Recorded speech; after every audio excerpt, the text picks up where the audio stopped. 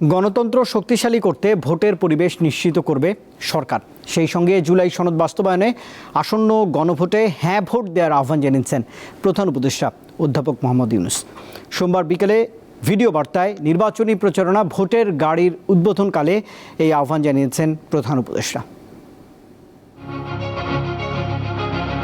দেশের চাবি আপনার হাতে, এই স্লোগানকে সামনে রেখে সোমবার বিকালে জাতীয় সংসদ ভবনের দক্ষিণ প্লাজায় ভোটের গাড়ির ক্যাম্পেইনের আয়োজন করে সংস্কৃতি মন্ত্রণালয়। উদ্দেশ্য দেশের ৬৪টি জেলায় ১০টি গাড়ির মাধ্যমে গণভোট ও ত্রয়োদশ জাতীয় সংসদ নির্বাচন ২০২৬-এ ভোটারদের সচেতন ও উদ্বুদ্ধ করা।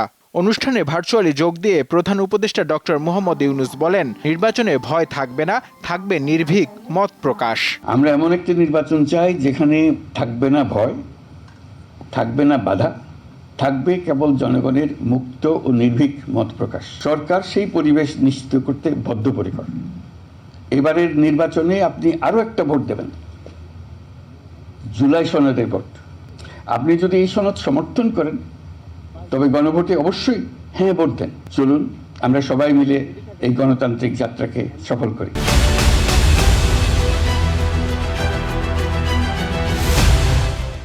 পরে সাংবাদিকদের সাথে নির্বাচন ও সমসাময়িক বিষয় নিয়ে কথা বলেন দুই উপদেষ্টা।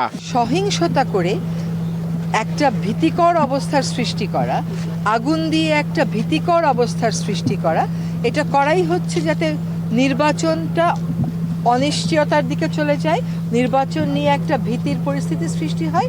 হাদিকে গুলি করা হয়েছিল বাংলাদেশকে ভয় দেখানোর জন্য। বাংলাদেশ তার জবাব কিভাবে দিয়েছে সেটা হাদির জানা যায় দেখেছে। সো আই থিঙ্ক এখানে উত্তরটা আছে, কোনো কিছু দিয়ে ভয় দেখানো যাবে না, ডেমোক্রেটিক ট্রানজিশন এবং ইলেকশন হবে।